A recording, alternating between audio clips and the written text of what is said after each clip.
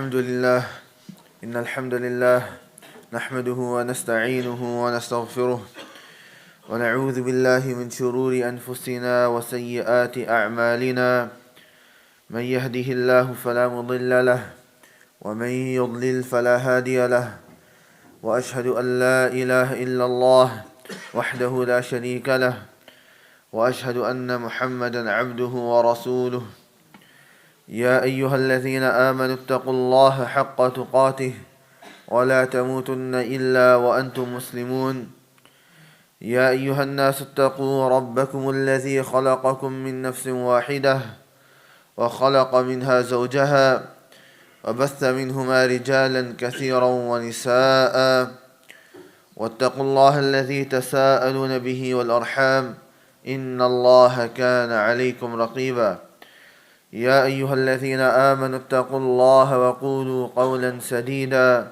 يصلح لكم أعمالكم ويغفر لكم ذنوبكم ومن يطع الله ورسوله فقد فاز فوزا عظيما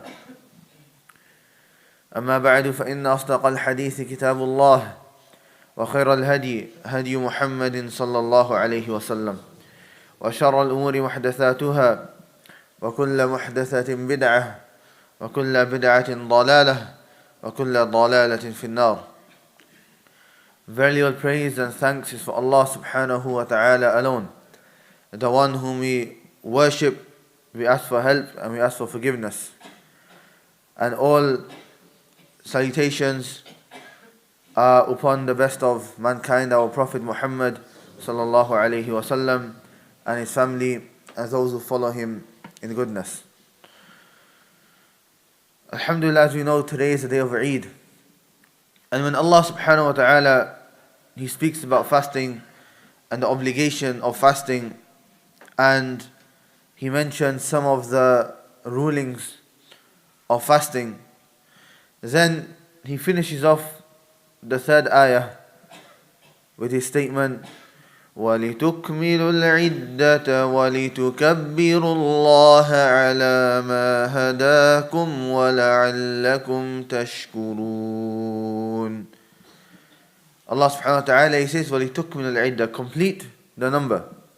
Meaning, it could mean either if you do not see the moon, then complete 30 days, or it could also mean if you have any fasts made left up, then make sure you make them off. And then Allah says, وَلِتُكَبِّرُ اللَّهِ, and then do the takbir of Allah subhanahu wa ta'ala. Glorify Allah subhanahu wa ta'ala. And that's what we say on the day of Eid. We say, Allahu Akbar, Allahu Akbar, La ilaha illallah, Allahu Akbar, Allahu Akbar, wa lillahi alhamd. We say this on the day of Eid, or anything else which has been narrated which is similar to it.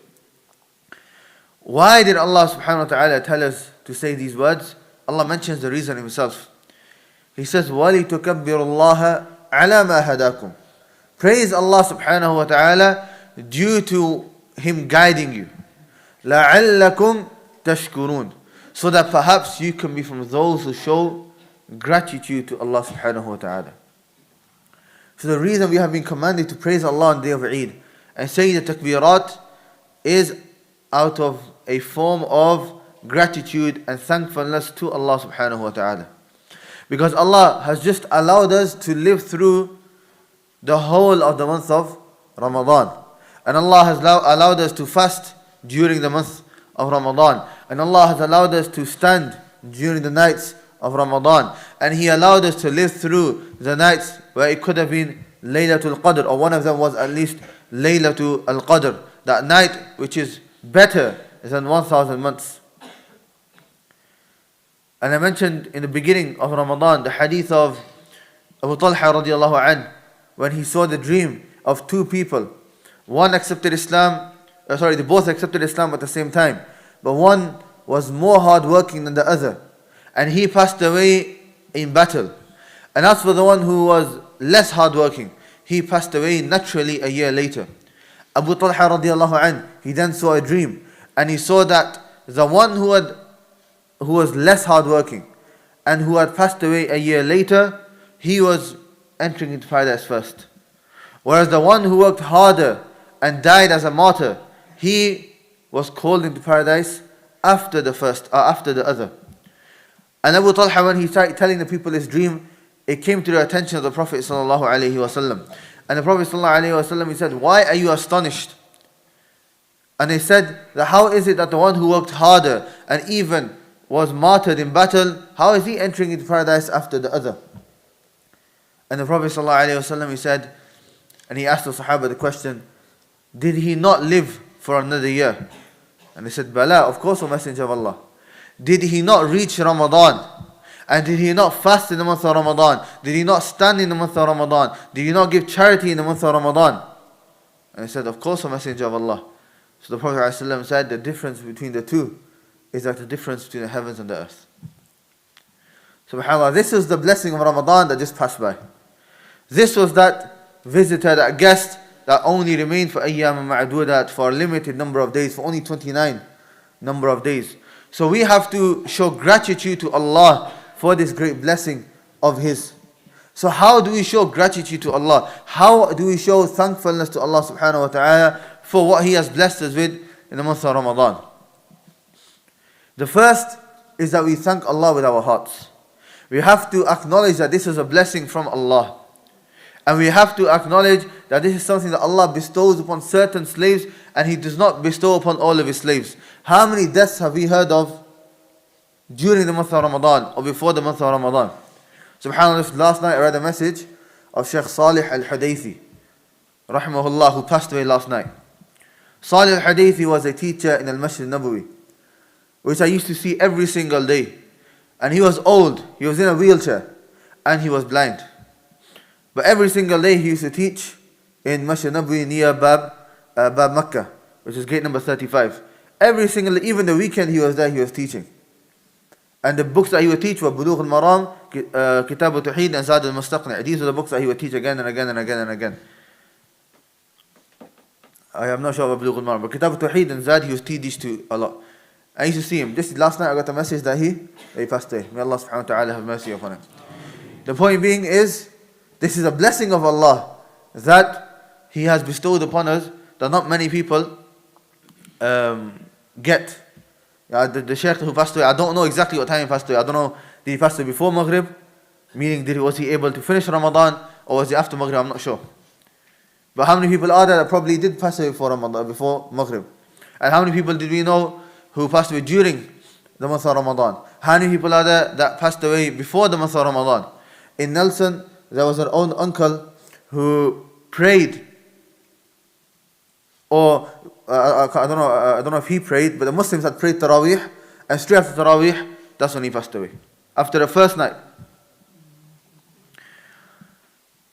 So the first thing is that we have to acknowledge this blessing from Allah subhanahu wa ta'ala and thank Allah for that blessing, and only ask Allah subhanahu wa ta'ala for more of these similar blessings in the future.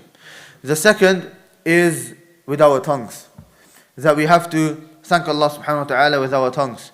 And if you do mention this blessing, we attribute it with our tongues back to Allah. وَأَمَّا بِنِعْمَةِ رَبِّكَ فَحَدِّثْ. As for the blessings of your Lord, then mention them. Mention that this is a blessing which Allah subhanahu wa ta'ala has bestowed upon us. And the third thing, which is probably the most important, or one of the most important, which a lot of people look over, which is to thank Allah with our limbs, with our actions. When Allah commands the family of Dawood, He says, "I'malu ala Dawood shukra." I'malu, do the actions, O family of Dawood, out of thankfulness to Allah. Meaning, Allah subhanahu wa ta'ala, He has blessed us with all of these limbs. And He has blessed us with many things. We have to now use everything that Allah has blessed us with, and everything that He has bestowed upon us, we have to use it in a way which is pleasing to Allah subhanahu wa ta'ala. If we now, as soon as Ramadan finishes, we turn away from Allah, and we don't do those and fulfill the obligations which are upon us, and we go towards those things which are displeasing to Allah, that shows we are not thankful for that blessing of Allah subhanahu wa ta'ala. When Allah has given us eyesight, then we have to use and look at that which is pleasing to Allah. If you look at that which is displeasing to Allah, then we are not thankful for the eyes that Allah has given us. When Allah has given us hands, we have to use them for that which Allah is pleased with. If we don't, that shows we are not thankful to Allah. When Allah has given us ears, we should only listen to that which Allah is pleased with.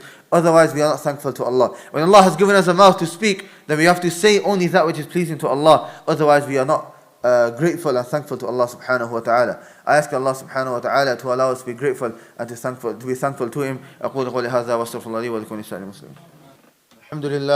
الحمد لله الذي أرسل رسوله بالهدى ودين الحق ليظهره على الدين كله وكفى بالله شهيدا وأشهد أن لا إله إلا الله وحده لا شريك له إقرارا به وتوحيدا وأشهد أن محمدا عبده ورسوله صلى الله عليه وسلم تسليما مزيدا. أما بعد. Imam Ahmad rahimahullah, he said, وَرَدَ الصَّبْرُ فِي الْقُرْآنِ نَحْوَ 70 مرة, that patience has been mentioned in the Quran approximately 90 times. وَهُوَ واجب بإجماع الأمة, and it is obligatory for a person to have patience by the consensus of the whole ummah. وَهُوَ نِصْفُ الْإِيمَانِ, and it is half of Iman. Because Iman, نِصْفُهَا صبر, half of it is patience, وَنِصْفُهَا shukr, and the other half of Iman is to be grateful to Allah subhanahu wa ta'ala.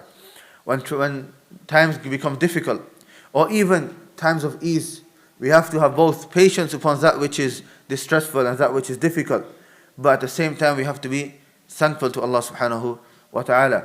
And when we are thankful, that's when Allah will increase us even more in the blessings that He has bestowed upon us. لَإِن شَكَرْتُمْ لَأَزِيدَنَّكُمْ, Allah says, if you are grateful, then I will increase you. وَلَإِن كَفَرْتُمْ إِنَّ عَذَابِي لَشَدِيدٌ, but if you are ungrateful, then verily my punishment is severe. So ask Allah subhanahu wa ta'ala to allow us to be grateful for His blessings, and allow us to do that which pleases Him and stay away from that which displeases Him. ربنا آتنا في الدنيا حسنة وفي الآخرة حسنة وقنا عذاب النار. ربنا ظلمنا أنفسنا وإن لم تغفر لنا وترحمنا لنكونن من الخاسرين. اللهم اجعلنا من القليل الذين هم مذكورون في قولك وقليل من عبادي الشكور. اللهم اجعلنا من أهل سنة. اللهم اجعلنا من أهل القرآن. اللهم اغفر للمؤمنين والمؤمنات والمسلمين والمسلمات وألف بين قلوبهم وأصلح ذات بينهم وانصرهم على عدوك وعدوهم. اللهم لعن الكفرة الذين يصدون عن سبيلك ويكذبون رسلك ويقاتلون أولياءك. اللهم خالف بين كلمتهم وزلزل أقدامهم وأنزل بهم بأسك الذي لا ترده عن القوم المجرمين. اللهم صل على محمد وعلى آل محمد كما صليت على إبراهيم وعلى آل إبراهيم إنك حميد مجيد. وبارك على محمد وعلى آل محمد كما باركت على إبراهيم وعلى آل إبراهيم إنك حميد مجيد. إن الله يأمر بالعدل والإحسان وإيتاء ذي القربى وينهى عن الفحشاء والمنكر والبغي يعظكم لعلكم تذكرون. اذكروا الله العظيم يذكركم واشكروه على نعمه يعظكم ولذكر الله تعالى أكبر والله يعلم ما تصنعون.